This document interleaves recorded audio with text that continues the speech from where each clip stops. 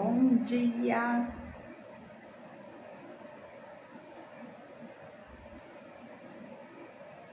Bom dia, como que vocês estão?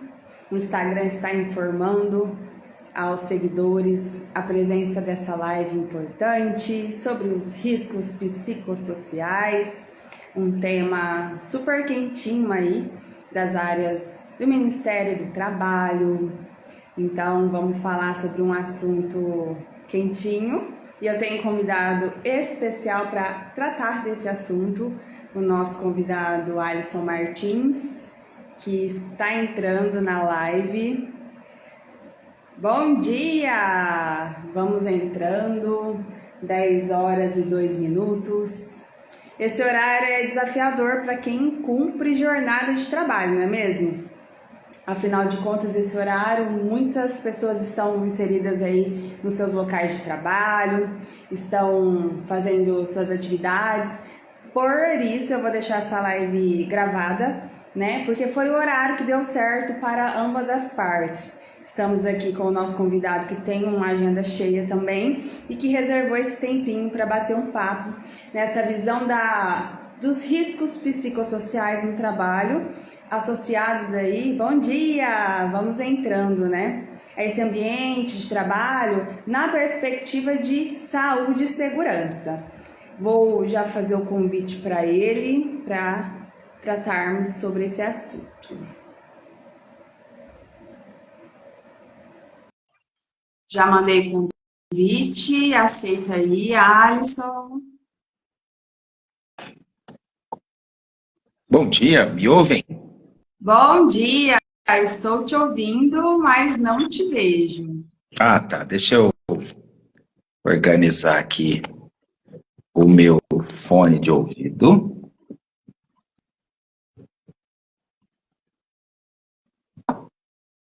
Conectado.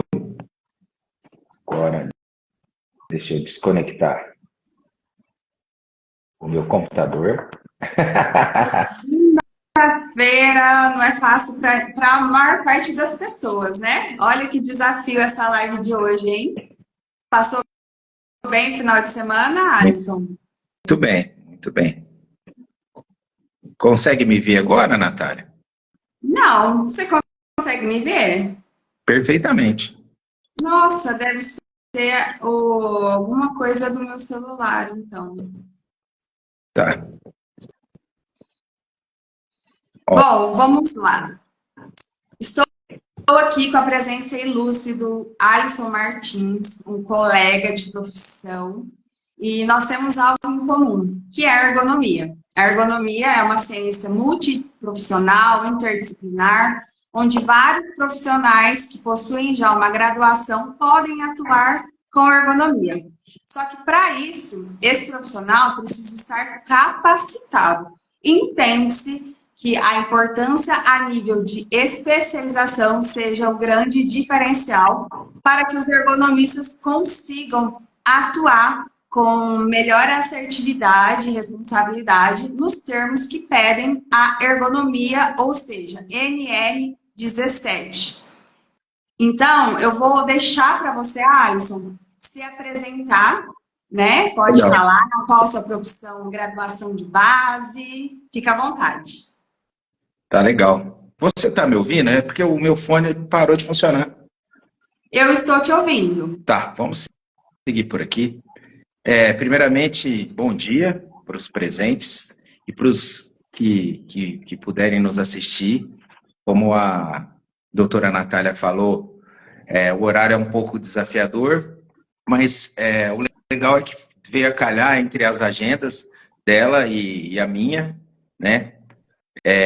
Primeiramente, agradecer o convite, né? De estar aqui falando sobre um tema tão atual e tão contundente, né? Por conta da legislação, né? A gente sabe que desde agosto do ano passado, isso já estava latente e agora as empresas têm até maio para demonstrar que isso está implementado dentro do seu sistema de gestão, dentro do programa de gerenciamento de risco. Mas vamos lá, eu sou o Alisson, eu sou de formação engenheiro de produção, tenho especialização em engenharia de segurança do trabalho, sou ergonomista, né? Eu tenho uma pós-graduação pelo Senac, Ribeirão Preto, eu sou aqui de Ribeirão Preto, gente. E eu também sou ergonomista nível 2 da Abergo, sou ergonomista número 240. Tenho também uma pós em inovação e engenharia. E se Deus quiser, dia 10 de abril, eu defendo a minha tese de mestrado também, que é relacionada à saúde do trabalhador. Então, eu tô me tornando mestre, né? Eu me tornarei mestre em promoção de saúde. O tema do meu mestrado está relacionado a isso, ao psicossocial, principalmente dos trabalhadores, né, da área da enfermagem, que atuaram na linha de frente do Covid. Então, meu estudo tem a ver o antes e o depois. Isso é matéria, doutora Natália, até para uma próxima live, né? Covid aí, onde tivemos muitos adoecimentos dessa galera que atuou de frente, né? Perdeu colega de profissão, perdeu familiares, entes queridos. Fica aí o spoiler, né? Quem sabe uma outra live sobre o tema. Para vocês que estão assistindo, comenta aí comigo, para mim, se vocês estão vendo os dois, porque eu não estou te vendo, Alisson. Não sei o que aconteceu. Tá. Então, assim, a gente vai ter um debate, eu vou fazer algumas perguntinhas para ele e vou complementando aí com o meu viés aí de experiência. Me diz o que você está achando sobre essa alteração da NR1, se você está aí animado, esperançoso de que muitas coisas boas virão quando o assunto é ergonomia. O que você acha sobre isso? Essa mudança ocorreu agora, em agosto de 2024. Correto. Nós tivemos aí o tema inserido na legislação desde agosto do ano passado, né? As empresas têm que demonstrar que estão de acordo com a legislação, né? Que cumpriram os requisitos da atualização até maio, né? De 2025. As empresas tiveram aí mais de 250 dias, ou terão, né? Porque a gente está nesse processo de implementação, para demonstrar que cumpriram isso que está no PGR. Mas se a gente fala de riscos psicossociais, a gente tem que voltar lá no ano de 2012, quando a gente começou a falar disso no e-social. Então, vieram vários cancelamentos, vieram várias postergações, mas em dado momento isso chegou, né, a ser implementado, que é a data de agosto do ano passado. Muitas dúvidas pairam ainda no mercado, né? Quais são os profissionais adequados para cuidar disso? É o ergonomista, é o psicólogo, é o médico? Como que vai ser implementado? Isso vai entrar na questão dos exames? Então, tem muito para se explorar. Então, o tema é muito rico e vão haver vários debates ainda sobre os riscos psicossociais, doutora. Estamos acompanhando aí os posicionamentos dos órgãos mais importantes aí, ou seja, as pessoas mais envolvidas com essa mudança, né? Eu pude acompanhar algumas lives, estou acompanhando também o posicionamento dos demais profissionais via LinkedIn, tratando sobre esse assunto, né? Para quem não sabe, houve essa alteração, né? Igual o Alisson disse, do PGR, agora a partir de 26 de maio de 2025. As empresas precisarão identificar os fatores de risco psicossociais relacionados ao trabalho. Daí abriu margem, né, para toda essa questão psicológica do trabalhador, tanto nos quesitos individuais como também focados no trabalho, mas a lei é clara de que esses fatores psicossociais estão atrelados à ergonomia, a NR17, portanto, não cabe neste primeiro momento avaliar a função clínica de cada indivíduo, né, no trabalho. Isso não quer dizer que a empresa não pode inserir dentro dos seus quadros profissionais mais adequados para tratar as suas respectivas demandas, certo? Me dizem aí se vocês estão vendo as duas pessoas, porque eu não estou conseguindo ver o Alisson aqui, está me incomodando. mas eu estou te ouvindo bem, Alisson, e a gente vai mantendo a live, certo? Eu a Me diz vejo e eu ouço perfeitamente. certinho. Sejam bem-vindos. Vai passando a live para os amigos e podem deixar perguntas que eu direciono ao meu convidado. Alisson, engenheiro de segurança do trabalho e também ergonomista certificado pela ABERT. Você, Alisson, com a sua experiência em engenharia de segurança do trabalho, esquece nesse momento que você é especialista também em ergonomista, certo? Em ergonomia. O que você acha, assim? Você acha que um engenheiro de segurança do trabalho, sem esse olhar da ergonomia, ele é capaz de tratar sobre esses assuntos voltados à ergonomia psicossocial? Qual o seu ponto de vista? Uau, que pegadinha, hein? Olha, eu tenho assim Olha, várias experiências. doutora, eu tô assustado, hein? Olha, gente, esse meu amigo engenheiro, assim, eu adoro, é de coração, fizemos pós-graduação juntos em ergonomia, e eu tive a oportunidade de trabalhar com vários profissionais e engenheiros, com olhares e expertises diferentes. Então, hoje eu quero aflorar um pouquinho esse assunto, desbravar esse posicionamento do engenheiro, afinal de contas, é a sua formação. Mas vamos Fala aí. lá, vamos lá. Me crucificou, hein, doutor? É assim, quando a gente fala dos riscos psicossociais, a gente tem uma coisa de subjetividade, né? Que é um pouco diferente da engenharia. E respondendo a sua pergunta, eu imagino que se eu não tivesse a especialização em ergonomia, enfim, eu optaria em buscar alguém especializado, né, uma consultoria, para auxiliar. Obviamente, nós estamos falando eu imagino que para todo o Brasil. Então, o Brasil é um país muito grande, né?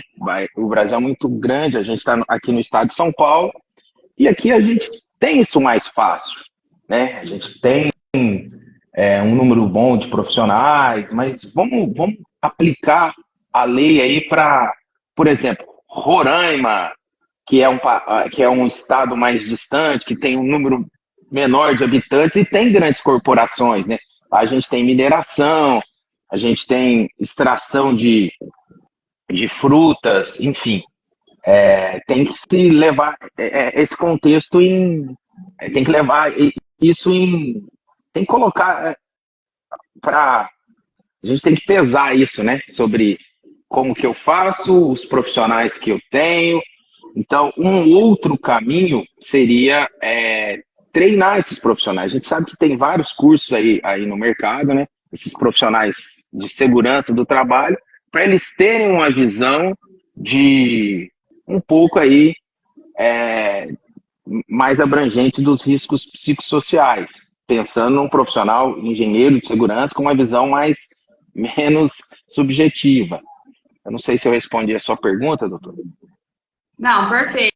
E essa questão, assim, deste profissional engenheiro de segurança do trabalho, vamos pensar que ele não tem essa formação, essa expertise em ergonomia, mas ele, na maior parte das empresas e grandes empresas, é o principal responsável pelos assuntos de saúde e segurança, assumindo Correto? cargos aí de gestão, de supervisão, né? E eu, por exemplo, já trabalhei tanto responder ao RH como responder para o engenheiro de segurança do trabalho. Então, a pergunta seguinte seria quais os principais desafios deste profissional que ainda não se especializou, porque alguns acreditam que isso não é um diferencial nas suas carreiras, mas ao mesmo tempo eles lideram vários profissionais, dentre eles o próprio ergonomista, se esse ergonomista é contratado pela empresa, via CLT ou até mesmo consultor, né? Temos várias situações envolvendo a organização. Quais seriam as principais dificuldades desse profissional neste cargo de gestão para tratar? Você falou, né, da importância de contratação do profissional ergonomista, de ir atrás de suporte. Acho que basicamente está respondido. Quer acrescentar alguma coisa? Olha, quando eu me especializei em engenharia de segurança do trabalho, eu tive ergonomia. Quando eu também sou técnico de segurança, né? Antes da engenharia, eu sou um técnico, como vários amigos engenheiros também. Mas assim, eu tive um curso de ergonomia, dentro da minha grade curricular, eu tive 20 horas de ergonomia. E a gente sabe que a ergonomia é muito rica, né? E 20 horas é mais uma, eu não vou chamar, vou usar um termo até, é uma pincelada no tema. E aí eu volto naquela questão de que se eu, enquanto engenheiro de segurança, não ergonomista, de repente contratar ou fazer os diversos cursos que estão disponíveis no mercado. Tem a questão da territorialidade aí do Brasil, você pode fazer à distância também, que vai te auxiliar na gestão das equipes. Sim. E me diz uma coisa, em que momento da sua vida, né, que você sentiu, não, agora é o momento de fazer a especialização em ergonomia, mesmo eu sendo engenheiro de segurança do trabalho, às vezes não, tendo né, na graduação aí pilares da ergonomia e essa necessidade de fazer após em ergonomia. Qual foi o gatilho? Olha, doutora, eu fui docente do Senac Ribeirão Preto. A gente Certo. formou alguns técnicos de segurança, enfermeiros do trabalho, enfim, houve formações multiprofissionais. E dentro da grade, nós, os profissionais, professores, não tínhamos um ergonomista. Então, todos nós lecionávamos sobre ergonomia.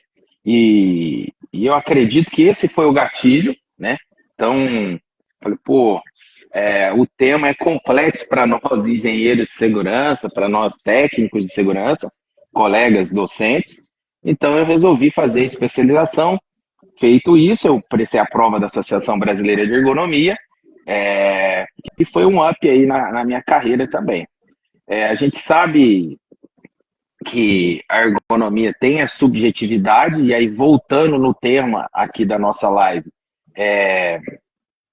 que são os riscos psicossociais, e aí quando eu falo dessa questão de subjetividade, a gente tem que lembrar que os riscos psicossociais são avaliações sobre estresse no trabalho, essa questão de assédio moral e sexual que está na CIPA também, né? O tema recente da CIPA, essas questões de pressões que a gente avalia aí nas nossas análises ergonômicas do trabalho, nas análises ergonômicas preliminares, as condições de trabalho, como que é o meu trabalho, como é que é o meu relacionamento com o colega, com o meu chefe, e tudo isso aqui é legal porque está ligado à questão da ISO 45003, né, que é uma regulamentação internacional que trata dessa questão da segurança e da saúde psicológica também.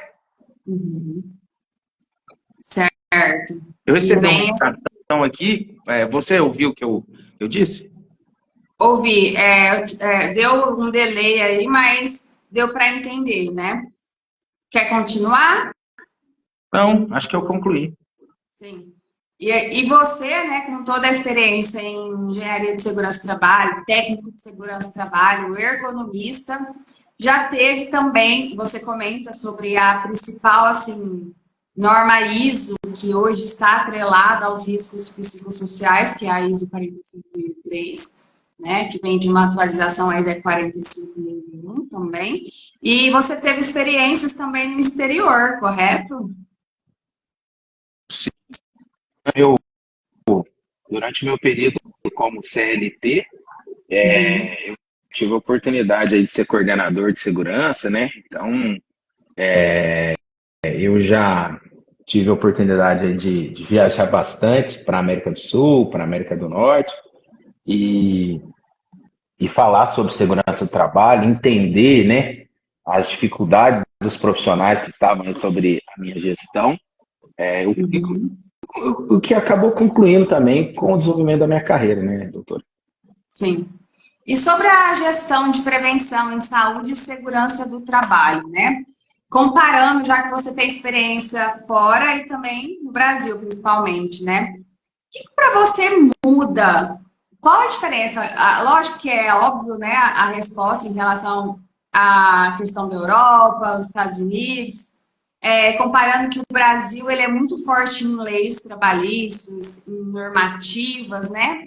E tem até muito mais do que em outros países, e ao mesmo tempo o índice de acidentes de trabalho, de afastamento, embora tenhamos vários respaldos de leis, e o porquê que isso ainda é tão grande, esse índice de acidentes e afastamentos no geral, vinculados ao trabalho. Você acredita que tem aquela relação direta com o jeitinho brasileiro, que para tudo tem um jeitinho? Afinal de contas, esse jeitinho brasileiro, ele dá trabalho para a prevenção? O que você acha? Assim, a nossa legislação, ela é muito boa, comparando aí com os lugares que eu tive, Colômbia, Peru, Estados Unidos, Canadá. A nossa legislação é muito boa. Nós temos muito para aprender ainda, né?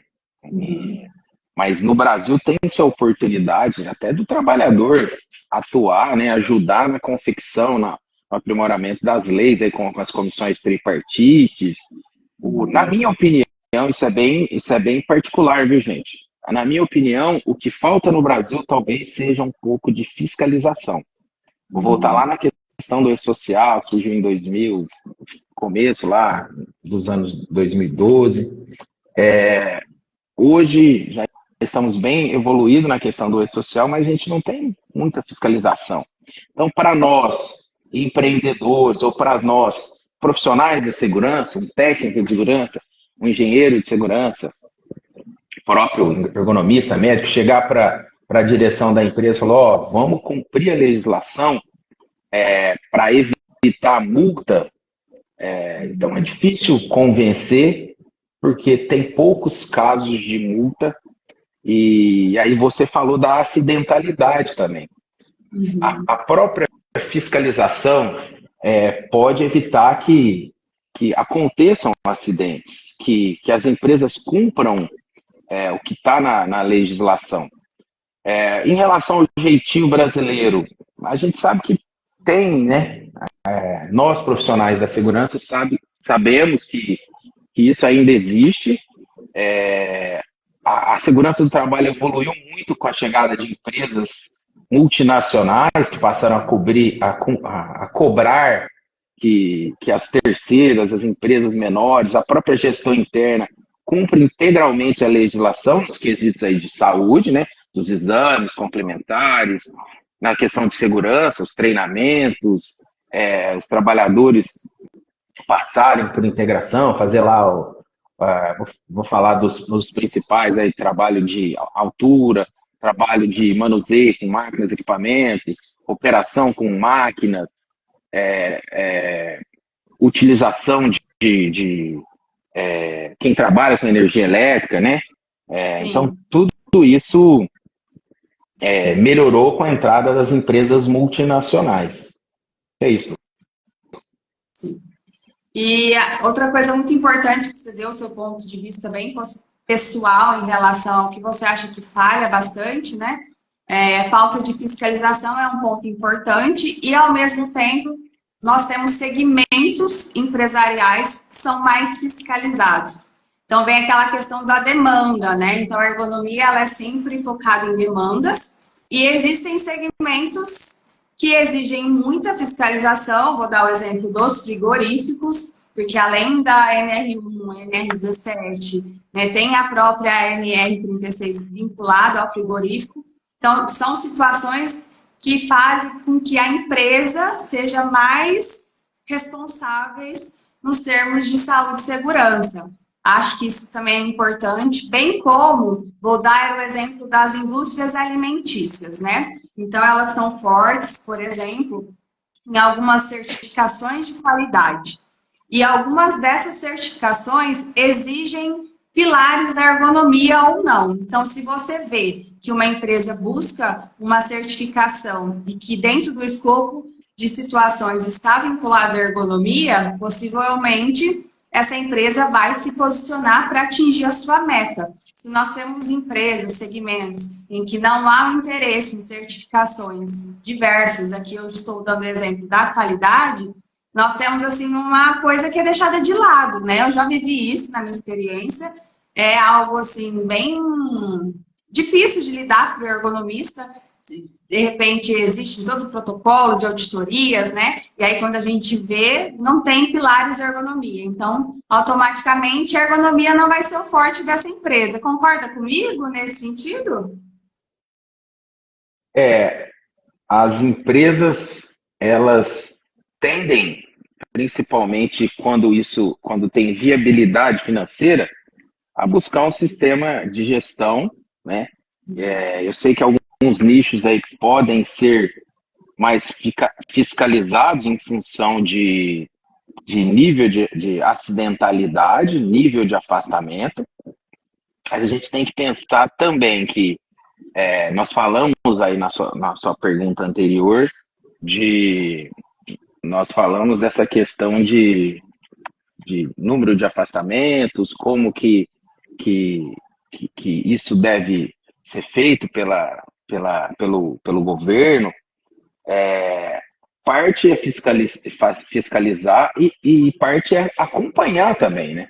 Uma vez fiscalizada, você me perguntou sobre frigoríficos, a gente sabe que quando a gente fala ergonomia, tem muito afastamento, mas qual a porcentagem dessas empresas realmente acompanham, faz acompanhamento médico, ergonômico, faz a abertura da CAT, né, do CAT, da Comunicação de Acidente de Trabalho. Então, precisa de ter um acompanhamento mais, digamos, mais próximo, mas a gente sabe que isso é um gargalo também do governo, né? Não temos. Teve um concurso recentemente, aí, o ano passado, para auditor fiscal do trabalho. A gente sabe que hoje ficou mais fácil porque o governo consegue fiscalizar online o que as empresas fazem, né? Então, pelo e-social, as comunicações de afastamento ou de acidente, o governo consegue fazer um acompanhamento, se os exames médicos estão atrasados, em dia, né, ou atrasados, mas isso é um gargalo do governo ainda. Sim. Né? E dentre os gargalos aí que nós temos, que estão atrelados aos riscos psicossociais e à própria ergonomia, já que está tudo na mesma linguagem, seriam os absenteísmos, né? Principalmente vinculados à medicina ocupacional, que são os atestados de saúde, né? As faltas, o presenteísmo. Então, são questões vinculadas ao RH também, atividade, horas extras. Então, são alguns dos indicadores que a empresa precisa ter um olhar diferenciado para fazer um diagnóstico da visão macro de como está, né? Se é uma empresa que tem alta rotatividade, tem muita situação de restrição. E quando a gente tem trabalhadores com restrições, ele não pode subir e descer a escada, ele não pode pegar peso, ele não pode inúmeras coisas. Isso vai gerando um alto índice aí de presenteísmo, que são funcionários ali comparecendo ao seu ambiente de trabalho, mas que não podem produzir em sua melhor eficiência, né? Então, são situações que toda empresa, sendo ela pequena, média ou grande, precisa olhar para trabalhar também essa questão da cultura. Porque não é porque tem fiscalização ou não tem fiscalização que seria o ponto de partida para mudar. Porque essa questão de manejo de pessoas é um desafio para todo mundo, né? Lidar com os departamentos que têm um maior poder de autonomia, outros não, é mais de apoio. Lidar com todas essas estruturas torna-se difícil, e às vezes o difícil vai caindo, deixa de lado, até chegar à imposição da lei, né? Então, essa questão da mudança da NR1 em relação à inserção da identificação dos riscos psicossociais foi frente a toda essa mudança que está acontecendo, desse aumento de número de casos de doenças, né? Será que tem ou não relação com o trabalho? Então, eu te faço a pergunta, Alisson. Em 2024, por exemplo, né, foram afastados 472 mil trabalhadores, né, por transtornos mentais e de comportamento, um aumento de 67% comparado aos outros anos, né? A ansiedade e a depressão são os principais diagnósticos aí que ocasionaram esses afastamentos. O que você acha, na sua experiência, essa relação desse aumento desses dados por transtornos mentais, considerando o ambiente de trabalho? Olha, na minha opinião, o afastamento sempre existiu, né? Uhum. Mas passou-se a olhar isso com a criação aí dos fatores psicossociais na ergonomia, quando se iniciou um estudo para implementar o E-Social, e até então não tínhamos dados, né? Isso está mais latente no pós-pandemia, onde a gente teve muito, na minha revisão de artigos para a apresentação agora do meu mestrado, eu li bastante sobre isso, né? Eu estudei bastante sobre isso, e isso chamou a atenção, né? Tanto é que esse tema está chamando bastante atenção de nós profissionais da saúde e segurança. E passou a mensurar. E muitas empresas ainda, apesar da gente estar aqui hoje, é dia 17 de março, a nossa live, né? As empresas têm até o dia 25 de maio para apresentar os resultados, tá tudo certinho. E muitas empresas não sabem qual ferramenta utilizar, qual profissional contatar para fazer esse trabalho. Vai usar o próprio SESC, vai terceirizar. E a gente tem cada vez mais chegando números, como você próprio citou, doutora. A gente teve aí muitos afastados, né, por esse tipo de doença, né, ansiedade e depressão. E a tendência nos próximos anos, com esse acompanhamento, esses números talvez estarem maiores, principalmente a hora que isso passou a ser controlado lá dentro da CIPA. As empresas têm que ter ferramentas, têm que ter consultoria, têm que ter profissionais capacitados para ajudá-las a gerenciar isso é uma coisa nova para eles também, né? Esse tipo de transtorno. Se nós formos pensar assim, no histórico da ansiedade, depressão, há décadas atrás, isso não era conversado.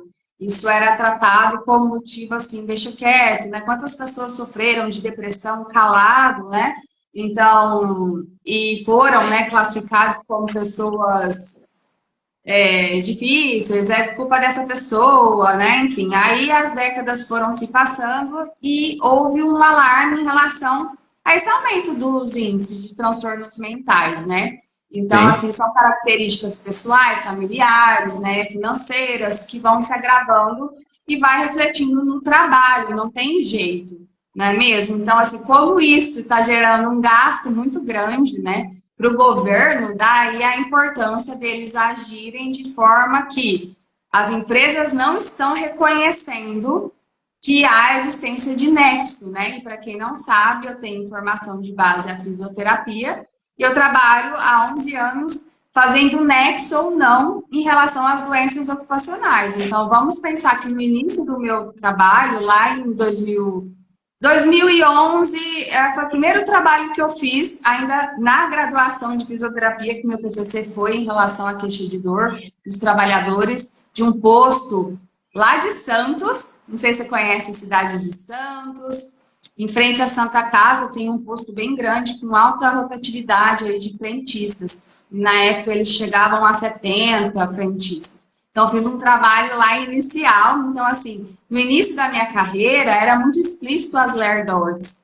Então, assim, não se falava em transtornos mentais associados ao trabalho. E aí, conforme as informações foram ficando mais claras e o avanço, né, eu consegui ver essa mudança de agora não é mais uma lombalgia, agora é uma lombalgia cercada de situações cognitivas complexas. Então, isso foi evoluindo.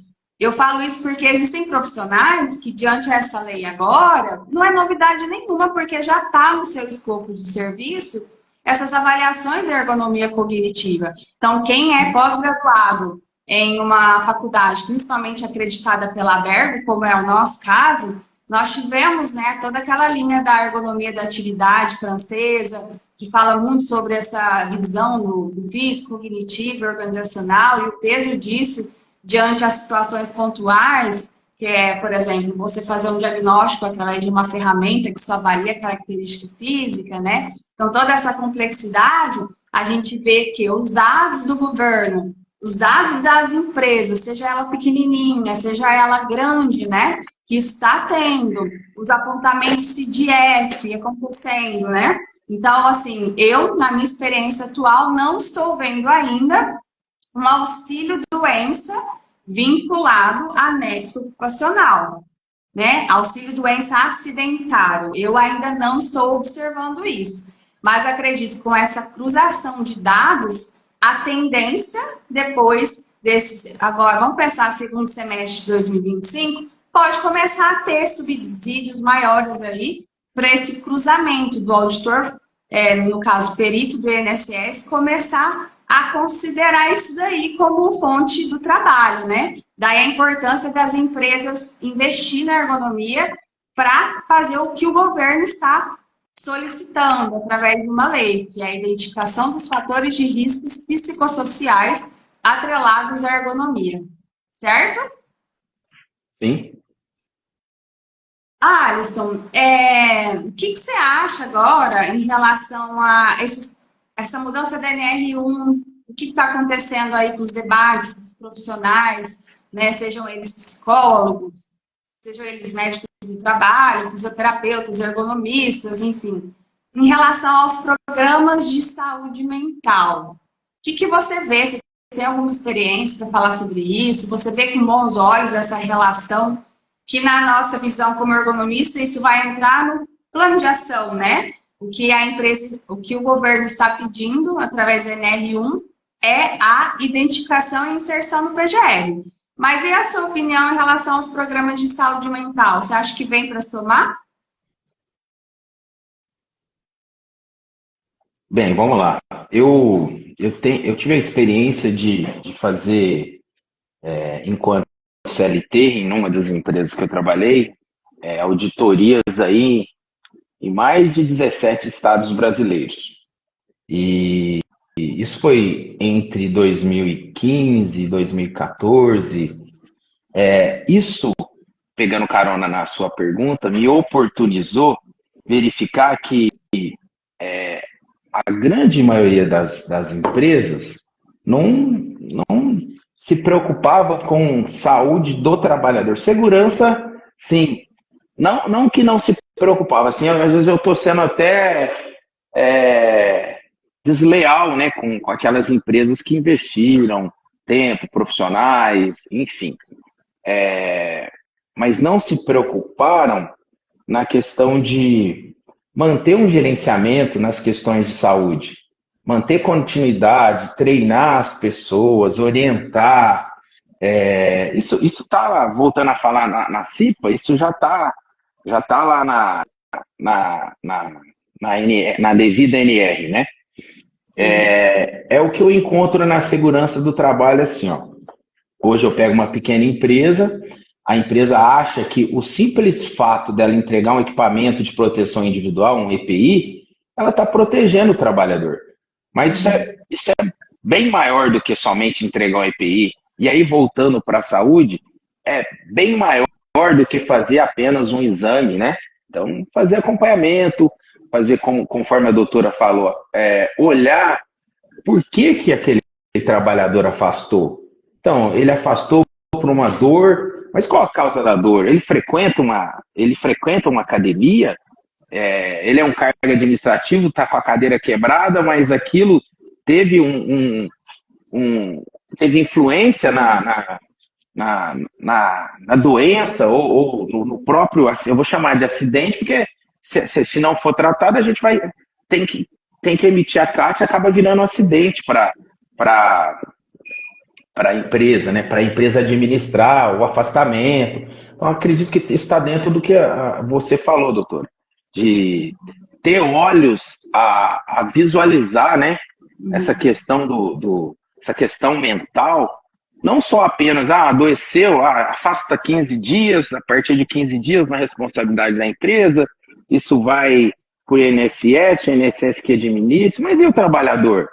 Quando ele foi produtivo? A gente tá fazendo um estudo interno, porque de repente eu tenho um superior hierárquico que maltrata os trabalhadores, que ele produz, legal, mas qual o custo dessa produção?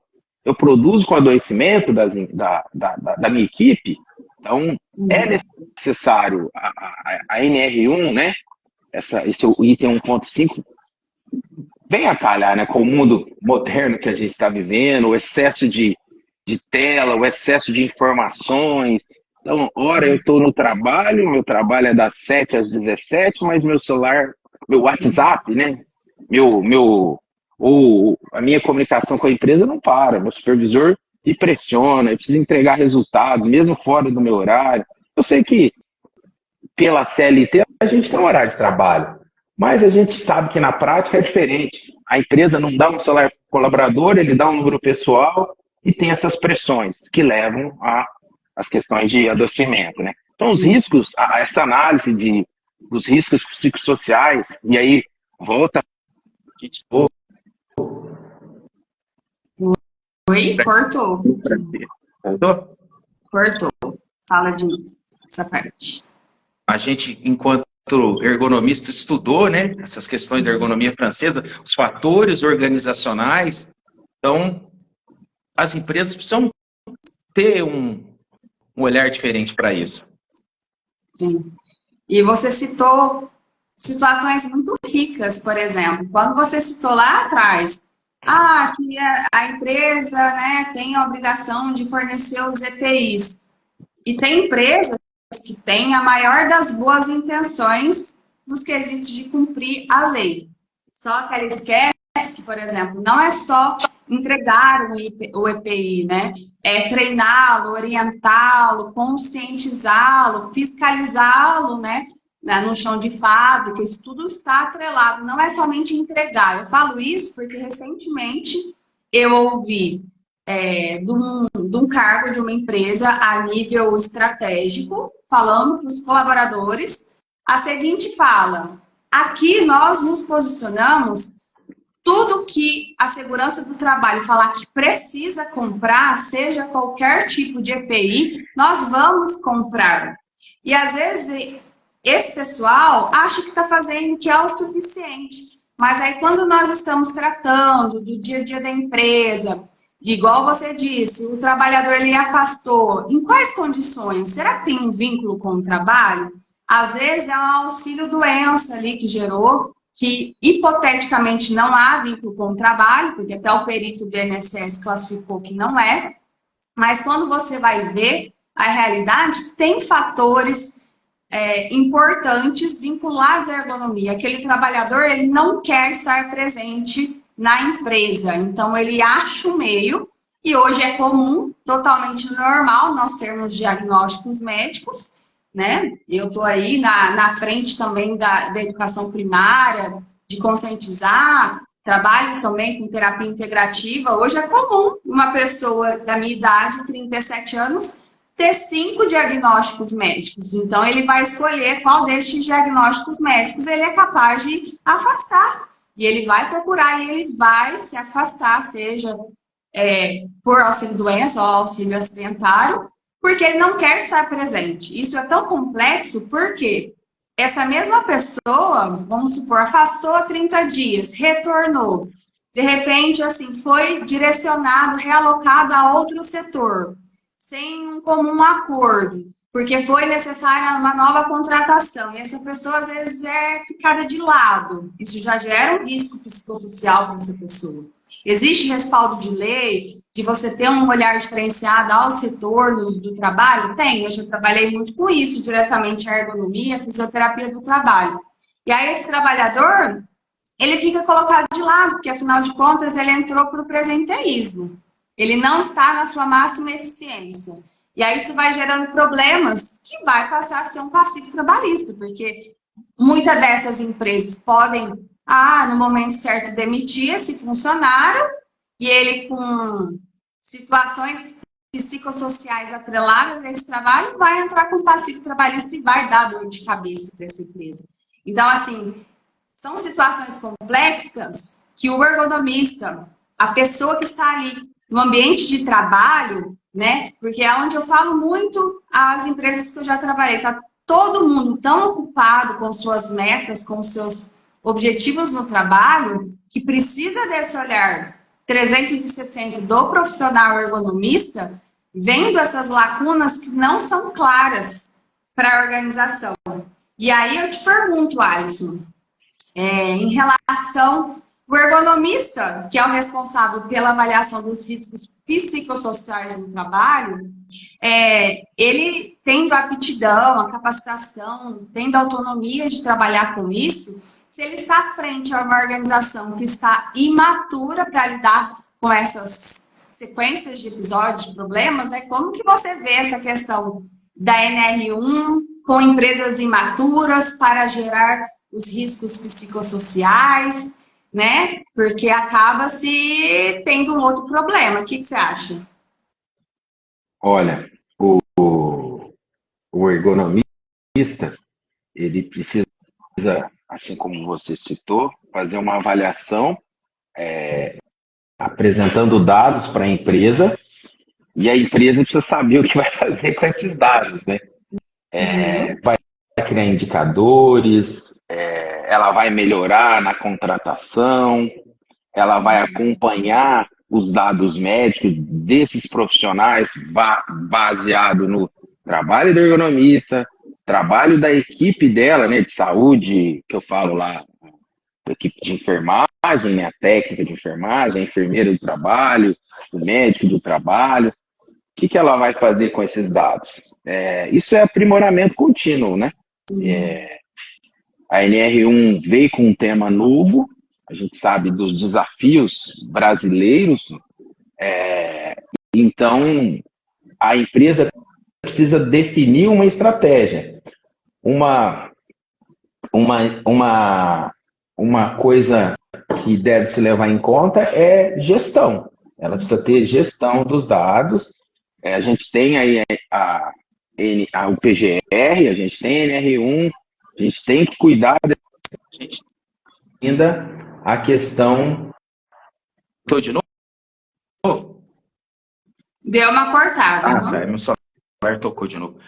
A gente tem a questão da gestão, conforme está na ISO 45003, que ajuda bastante as empresas definirem uma estratégia. A gente também não pode crucificar o ergonomista, a gente também não pode crucificar o SESMIT das empresas se ela própria não tiver uma gestão.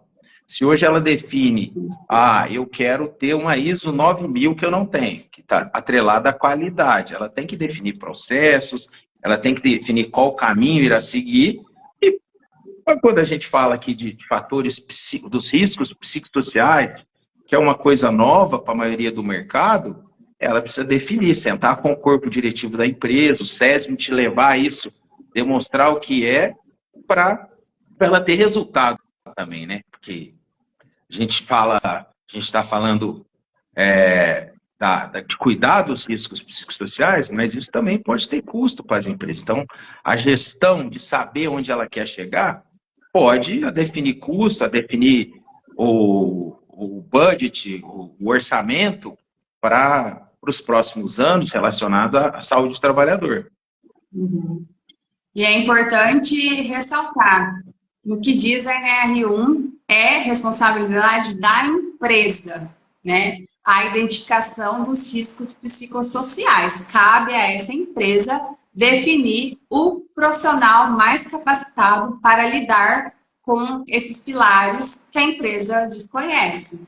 Então, assim, risco psicossocial está atrelado à NR17, que já contempla toda essa questão cognitiva há anos, e agora tornou-se uma lei que, independente se você é pequeno, médio ou grande, você precisa ter um perfil de gestão para tratar sobre esses assuntos e não só identificar, mas também criar medidas para implementar as ações que são mais convenientes de acordo com aquele segmento e a sua realidade, né? E aqui eu acho que tem um comentário. Peraí. Como é prazeroso ouvir profissionais tão habilitados com tamanha proatividade. Que empresas reconheçam a importância desse suporte de vocês, trabalhadores, bem orientado, rendimento produtivo. Isso aí, obrigada pelo feedback. E é importante também que isso eu não ouço ninguém dizer, e eu, como eu sou ergonomista, fisioterapeuta e terapeuta integrativa também, porque eu estou tão ligada às consequências dos transtornos mentais aí ouvindo o trabalhador, que eu acabei me capacitando também para essa vertente, que não cabe aqui esse assunto, mas essa questão de você... Eu não estou ouvindo dizer, por exemplo, os ergonomistas. Eles são pessoas normais, como qualquer outro trabalhador.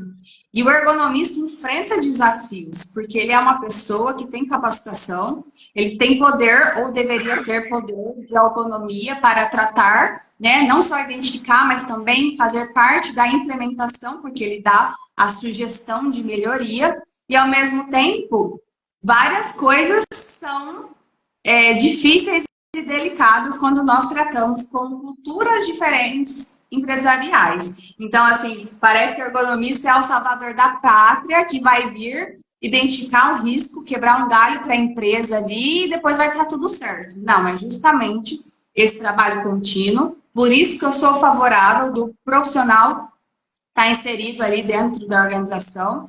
Minhas experiências são mais a longo prazo, eu não tenho tanta experiência em sair da empresa, elaborar dados e sair da empresa, não é a minha experiência, né? Você acha que já tem mais experiência sobre isso, mas daí é a importância de você falar, não é que você vai contratar um profissional, ele vai lá fazer a identificação e pronto, tchau, acabou o serviço. Não, é respeitar o GRO, é respeitar o tal da PGR, né? Até eu buguei agora. Então, em relação a São esses... muitas siglas. a gente fica doida, né?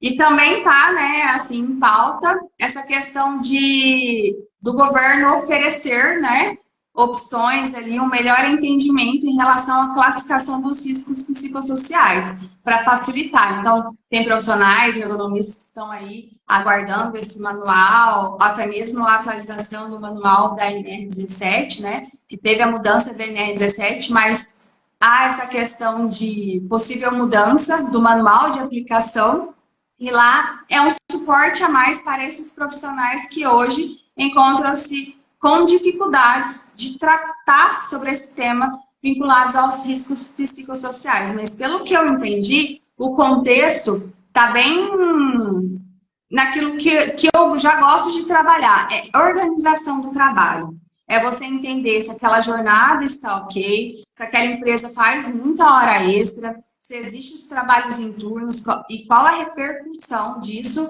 na questão da cronobiologia do ser humano, né? Do trabalhador trocar o dia pela noite, a noite some, enfim. São situações de pressões no trabalho. Quando você tem uma mudança do seu posto de trabalho em um momento, e você em nenhum momento, no caso o trabalhador, está envolvido nesse processo, e de repente, de um dia para o outro, o que acontece muito, por exemplo, a empresa ela produz a semana inteira. Aí, por exemplo, domingo ela não trabalha. Aí tem todo um projeto de mudança, né? Neste domingo, o trabalhador não sabe, ele chega na segunda-feira, teve um arranjo físico alterado do seu trabalho, do seu posto, e ele não foi envolvido. Isso é algo tangível de risco psicossocial, certo? Sim. Vamos lá para mais uma pergunta em relação à equipe multiprofissional, né? Esse composto, principalmente empresas maiores, que têm um investimento maior para lidar sobre essa equipe do SESMIT, né? Do quanto é importante você cumprir lei ali. Eu só vou ter aqueles profissionais respaldados na lei. O restante eu não vou ter essa mão de obra, eu quero evitar custos. Mas eu quero saber de você, Alisson, se você já trabalhou com uma equipe multiprofissional, com psicólogo, médico, terapeutas, que podem ajudar na implementação no plano de ação desses transtornos mentais. Aí eu falo sobre o indivíduo em si, que pode tratar os efeitos que acabam tendo lá, decorrentes da ansiedade e depressão, por exemplo. O que você acha desses profissionais inseridos aí no trabalho? Mais uma pergunta polêmica, hein? Vamos lá. Assim, doutora, se a gente tem uma equipe focada melhor, né? A inserção do psicólogo, a gente tem até uma formação nova agora, que é psicologia do trabalho, e eu entendo que vai vir, né? Tá vindo para somar. Mas a gente sabe também dos desafios das empresas em relação à inserção desses funcionários no custo de um produto ou serviço. Eu tive a oportunidade de trabalhar como sendo, desde o meu estágio, né? O meu estágio sendo gerido por um técnico de segurança, e eu tive a oportunidade de trabalhar com uma equipe muito rica, né? Então eu tinha engenheiro, eu era técnico, eu tinha o médico, eu tinha lá o enfermeiro do trabalho que cuidava de algumas unidades, que a empresa tinha mais de 5 mil, tem mais de 5 mil funcionários. E em alguns casos a coordenação destacava, porque a diretoria cobrava para que o sistema de gestão funcionasse. Então, quando eu tenho uma diretoria, quando eu tenho um corpo diretivo, quando eu tenho uma gerência que pensa nas questões de saúde e segurança, a minha experiência sobre isso foi muito positiva. E agora eu vou falar do outro lado. Eu também fui coordenador, né? Fui coordenador aí de 9 unidades no Brasil, fora as outras. E aí, nessa coordenação, eu tive a oportunidade, até porque eu respondia para a diretoria, era uma empresa multinacional, de ter um suporte maior nas questões relativas à saúde e segurança. Nessa minha gestão como coordenador, eu não tinha um médico, a gente terceirizava, médico do trabalho, né? Mas isso foi muito positivo. E eu falo que foi muito positivo porque a gente tinha um sistema de gestão a seguir. Então, os gerentes, ou a média gerência, ou a coordenação, tinham metas específicas. E essas metas específicas tinha lá cuidar das questões de saúde e segurança. Então, se um colaborador não fizesse o exame, se um colaborador tivesse sem utilizar equipamento de proteção, isso era uma meta daquela média gestão, aquele média gerência, né? Então, isso ajudava o sistema de gestão a funcionar. E voltando à questão, a gente tem a limitação de verbas. A empresa não tem verba para contratar. Mesmo, eu tenho lá 4 mil funcionários, mas o que é direcionar? A minha empresa vou pegar aí. Quando é uma indústria, é fácil. A gente está falando de uma usina, o faturamento é monstro, é gigantesco. Mas a gente pega empresas de varejo, né? A gente tem bastante varejo no Brasil hoje. A gente tem Magazine, Mercado Livre, Shopee. As características do negócio são um pouco diferentes em relação a sede e tal. Então, dá para montar uma equipe, tá? Se eu não tenho essa verba disponível, eu posso buscar profissionais no mercado, como a doutora, para ajudar as pessoas a alavancar o sistema de gestão interno e evitar os afastamentos com os próprios números que você mostrou para a gente aí nas questões anteriores. Bom? Muito bom. Adorei essa explicação. Marco, a escutativa com o trabalhador super importante e necessária. Então, o risco psicossocial vem mais para afirmar a importância de ouvir o trabalhador. Então, se a empresa tem dificuldade em ouvir, é difícil tratar, porque a pessoa é contratada, ela tem um trabalho prescrito e ela está ali sendo paga para fazer aquilo. Esquece que tem toda essa questão do trabalho real acontecendo, né? A chave é a ergonomia, com toda certeza, o Michael. Por isso que nós estamos compartilhando dos nossos conhecimentos aí para riscos psicossociais. Eu entendo que é super importante se a empresa tem orçamento, se ela quer manter o controle de suas ações no que pode ser aplicável através de treinamentos, conscientização em relação aos seus trabalhadores, né? De você ter um ambiente de trabalho satisfatório para os seus trabalhadores. Dá para atender todas as pessoas? Não dá. Mas dá para você trabalhar no clima organizacional, nas questões voltadas ao bem-estar no trabalho. Dá para sempre fazer algo para que a pessoa tenha interesse de estar ali trabalhando. Embora os desafios da pessoa querer estar ali trabalhando são diversos, como eu disse lá no início da live. Fatores pessoais, financeiros vão fazendo com que eles percam o interesse pelo trabalho. Isso é algo que não cabe à ergonomia em si, mas a ergonomia é importante para fazer nexos e retirar os nexos do trabalho. Isso daí é um ponto muito importante. Então, em relação a essa questão do indivíduo, seria muito interessante ter uma psicologia organizacional dentro da empresa. Então, quando assim, se esse profissional ele tem essa especialização, essa capacitação para ajudar nas implementações de rodízios, de tarefas, de remanejamento de atividades, de mudança, né, de situações de trabalho ali, para dar mais voz também à ergonomia, esse trabalho em conjunto é importante. Se tem situações clínicas, né, acontecendo, que mesmo que não tenha relação com o trabalho, você ter um suporte da assistência social, se a empresa tem, né, viés para trabalhar com isso. É importante, se você tem possibilidades, não há limites, né, na contratação. Se você quer ter um fisioterapeuta na empresa, se você quer ter um ergonomista, se você quer ter um psicólogo, é claro que isso vai gerando custos, mas vai depender muito da demanda de cada organização, daquilo que ela mais enfrenta e o que ela quer. Hoje, em via de regra, o que eu escuto é a mão de obra. Não existe no mercado, está difícil para todo mundo a questão da mão de obra. Mas o que as empresas estão fazendo para manter esses profissionais ali dentro? Né? Sim. Dar voz aos talentos da empresa, para que esses trabalhadores não saiam de suas organizações. E, Alisson, eu quero agradecer, viu? Eu queria saber como que você está hoje no mercado, como que estão os seus trabalhos aí diante a essa atualização. Fala um pouquinho da sua empresa, dos serviços seus. Então, doutora, eu estou aqui na cidade de Ribeirão Preto, São Paulo. Bom dia, Carson.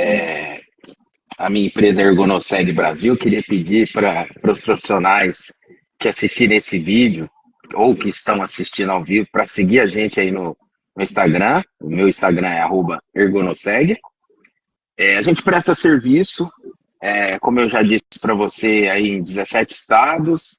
A gente tem parcerias com profissionais, né? Até porque tem a barreira logística. Hoje, a gente está trabalhando com essa questão dos psicossociais. A gente dá principalmente aí no suporte que a gente dá para os profissionais das empresas, relacionada a essa questão, né? Hoje tem muitas dúvidas, hoje surgem muitas dúvidas, é um tema novo, desafiador, né? Começou lá na CIPA, né? E agora as empresas têm até o dia 25 de maio para colocar isso em prática. Nós temos aquele jeitinho brasileiro de deixar tudo para a última hora, mas nós estamos aqui em Ribeirão. Quem quiser falar um pouco mais sobre riscos psicossociais, pode me procurar. Maravilha. O Alisson, então, para quem chegou agora, é engenheiro de segurança do trabalho, com especialização em ergonomia, está aí terminando a sua tese, mestrado, né? Se Deus quiser, dia 10 de abril, hein? Deixa uma mensagem. É a minha defesa. Se Deus quiser, já deu certo. E uma mensagem aos profissionais em SST que queiram atuar com maior proximidade aos riscos psicossociais no trabalho. estudem, assim como nós, né, doutora? A gente está sempre buscando atualização. Existem profissionais dedicados. Essa troca entre profissionais, a ergonomia é multidisciplinar, né? Tanto é que você é fisioterapeuta do trabalho, atua aí em várias frentes, né? Eu sou engenheiro, mas a gente sabe que tem colegas ergonomistas que são educadores físicos, então tem uma visão, nós, por ser assim, multidisciplinar, temos uma visão constituinte de ergonomia diferente e que somado isso, quem tem a ganhar é o trabalhador. Então, estudem sempre, busquem informação. A NR17 está aí devendo para nós o manual, né? Então vamos ver o que vem. Eu participo das reuniões da Associação Brasileira de Ergonomia. A gente cobra também para que as pessoas que fazem parte do corpo diretivo trabalhem sempre para ajudar essas pessoas, né? Porque é um tema novo. Sim. Acho que é isso. Estudem, galera. Conhecimento é o que liberta todos nós, né? Então, para quem está entrando aqui agora, sou fisioterapeuta, ergonomista, trabalho há 11 anos nessa área de saúde do trabalhador, que eu gosto de falar, que pode abranger várias coisas, situações, avaliações de nexo em várias situações, assistente, né, técnica aí, em passivos trabalhistas também. E o ano passado eu fiz a minha transição também para terapia integrativa, porque de tantas situações difíceis que eu acabei enxergando aí na saúde do trabalhador, me especializei em algo que abrange muito essa visão ampla de corpo, mente e espírito, são as práticas integrativas aí da medicina tradicional chinesa, que enriqueceu muito essa questão de diagnóstico causal, né? Então, estou aí aberta tanto para atuar como ergonomista nas empresas, como consultora, como também atender o indivíduo na melhoria do seu estilo de vida e também considerar essa visão da medicina chinesa a favor da sua saúde.